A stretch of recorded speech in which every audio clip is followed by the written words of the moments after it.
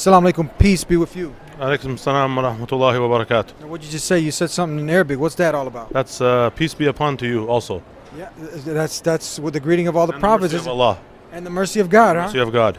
Now, we're at a place where they're talking about the most misunderstood way of life in the world, Islam. You're at this journey of faith. Tell us a little bit about it.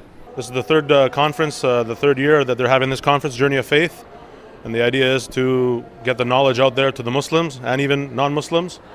Get the knowledge and get an understanding of Islam and benefit. Now, I heard that the non-Muslims, the not yet Muslims, they get in free, they get free food, they get hospitality. Is this true? You get the best hospitality. Even the speakers, like, it's even too much. Like, you get kind of embarrassed, you know what I mean? Catering to you, you need anything, you know, the best hospitality. I'm talking about more so for the not yet Muslims, for them. Muslims, yeah. Invited in to come and eat with the speakers if they have any questions, you know, any concerns or anything. Feeding them, you know, giving them snacks and refreshments, everything. Now, be real with us. Tell us, did you hear any hate speech going on around here? No hate speeches, no. Just presenting Islam in the clear-cut way, the way that Islam is supposed to be presented, and inshallah. Now, tell us, Yahya, can that be translated as Jacob in English? No, John. John or Yahya. Now, that was one of the prophets of God, wasn't it? One of the prophets of God, the son of Zechariah or Zacharias, and the cousin of Jesus, John the Baptist. That was one of the prophets of God. Now, tell us, you weren't always a Muslim.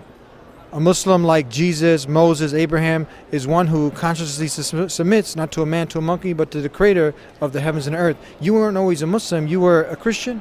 Raised Roman Catholic and brought up as a Roman Catholic.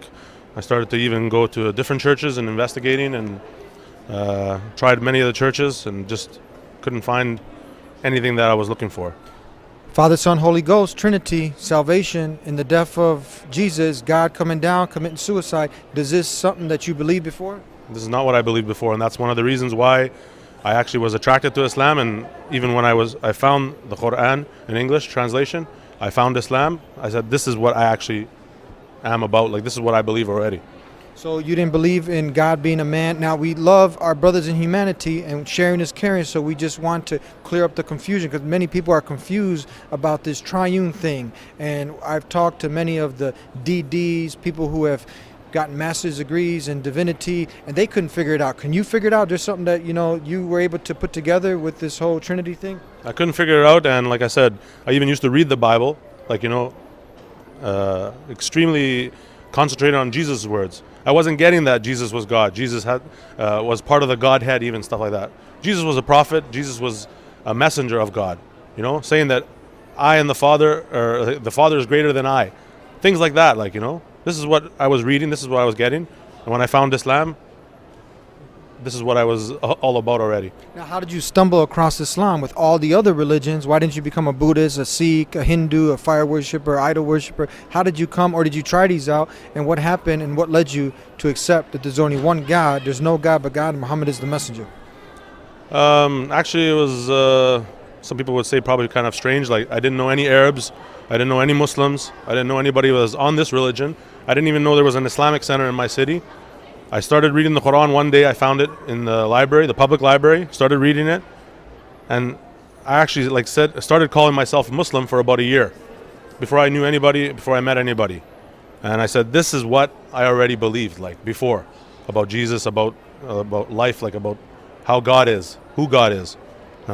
Now, is your life easier now since you accepted Islam? Is it harder? Were there challenges?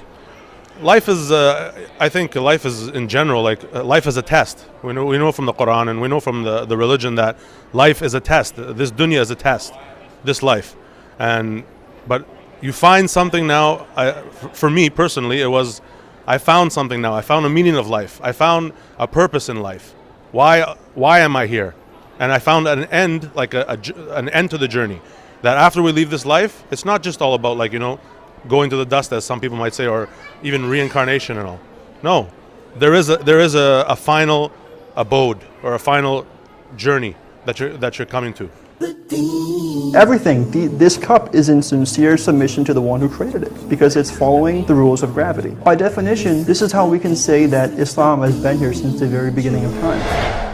Anywhere the Muslims went to, people embrace Islam in masses, countries, nations. And this is something that is amazing, never happened on the face of earth. When people saw a practical way of life, of being truthful, being honest, making sense of everything that they do. They worship and they buy and sell. I am not afraid to stand alone. I am not afraid to stand alone. If Allah is by my side, I am not afraid to stand alone. I am not afraid to stand alone. If Allah is by my side, I am not afraid to stand alone. I am not afraid to stand alone. If Allah is by my side, I am not afraid to stand alone.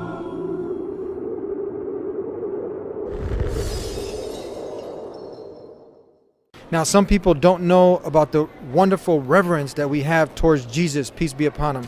What do you believe about Jesus now as opposed to then? Mostly, I still believe the same thing that I believed about Jesus even when I was a non-Muslim. But now we have more respect, more reverence for Jesus as being the Messiah. Not the Son of God and, that God had a child, God had a son. But being the Messiah, being born of the Virgin Mary, right? Knowing that he's going to come back before the day of judgment, on the last day to this earth. He's going to come back again. Things like that. Now, tell us a few more questions. Tell us, it's very important. Some people think, Islam, it's an Arabic word. Islam is for the Arab. Allah is some moon god. What do you guys say about this? Islam means submission to God, compliance, obedience to God, only and only to God. Not to a man, not to a teacher, not to your forefathers, not to some culture, not to some group, and so on. But your obedience, your compliance, your submission is only to God, the one who created you. That's what Islam is all about. And Allah is your creator, your Lord, the one who provides for you, the sustainer of the universe, the sustainer of all of us. This is the one that deserves to be worshipped. He is the only one that deserves to be worshipped, revered, with that ultimate reverence and submission to. Does the religion, the way of life, the complete compliance with the laws of the creator of the heavens and the earth, Islam, to acquire that peace that everyone's yearning for by submitting to the owner of peace, the one God, now that you've implemented Islam, has it improved your behavior, your character? Are you kinder to your parents, kinder to your neighbors? What's been the outcome of it? There has been a change in I wasn't drastically like some way before, like a criminal and so on. Alhamdulillah, all praise to Allah. But there is a change whenever somebody accepts Islam sincerely for the sake of God, for the sake of Allah. There is a change in their life. They become more respectful of people, respectful of the creation, of human beings, of animals, of everything, more respectful. And there is that change. And anybody who accepts Islam, and this is my advice to everyone, that when they do accept Islam, they will see a change. It may not happen overnight. It may not happen even within days or weeks, but gradually there will be a change in the person's life. For people that feel that Islam is synonymous with terrorism, what do you got to say? Islam cannot be synonymous with terrorism. You have to go back to the religion, the Quran, the book that was revealed by God to the Prophet Muhammad, and you have to go back to the Sunnah and the way of the Prophet Muhammad and see how he behaved with non-Muslims, see how he behaved with the people in general, with everybody, and see it then after these actions of certain people, even if they have the name Muslim, does this coincide with what's in the Quran? Does this coincide with what the Prophet Muhammad, how he used to deal with the people? So is it safe to say that Islam condemns killing innocent women, children, has nothing to do with events such as 9/11, 7/7, and all these other things that the people, they see it on the media and they start to link it back to Islam? It's clear in the Quran, it's clear in the way of the Prophet Muhammad ﷺ, like I said, how he dealt with the people, and it's clear in the Quran of what you're allowed to do, what you're not allowed to do. Like, innocent people are not to be killed, and it's specifically the Prophet Muhammad ﷺ gave instructions and warned against that. Now tell us, for the not yet Muslims, those who like what you have to say, they're also confused about the Trinity, about God becoming a man, and in no way are we trying to offend, hurt, or offend anybody, but we want to clear up the confusion. So they like what you have to say. Worship one God, do the good that he's told you to do. And you know what? But they're a little hesitant. You know what? You're American, you are Christian, and they can relate to you. what would you have to tell them? A good piece of advice. I would say look for the truth and be sincere with it. First, open-minded, and don't pay attention to the media. Don't pay attention to everything that's going on or everything that's being said. Look for yourself. Go and search for yourself the truth. Go to the Quran, start reading. Go to some websites that go to the local Islamic center and ask. It's your right to ask. What is this about? What does this mean? Is this in your book, or where does this come from? And seek the truth, and open-mindedly and sincerely. Thank you very much. We started with peace. We end with peace. Peace be with you. Salam alaikum. Alaikum salam wa rahmatullah. Barakallah feek. It means, may the blessing of Allah be upon you. And you too, brother. Thank you. Brother John, Brother Yahya. Thank you. Yahya. Thank you.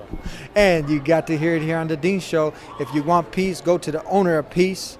And that's the creator of the heavens and the earth, the one God. Submit to him, not his creation. Do all the good that he's told you to do.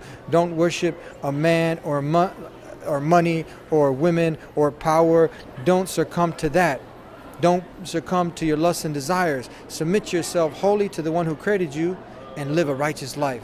We'll be back with more on the Deen Show. There'll always be someone that'll be there to say something negative, but at the same time there'll be someone there to say something positive also. So just hold on to the rope of Allah. Everything in this universe rely and need Allah subhanahu wa ta'ala. The Quran says don't kill women, don't kill children, don't kill the old people, don't attack the civilians. This is what the Prophet Muhammad told us. Ibn al-Qayyim rahimahullah said that the Prophet ﷺ never ever started a war against anybody.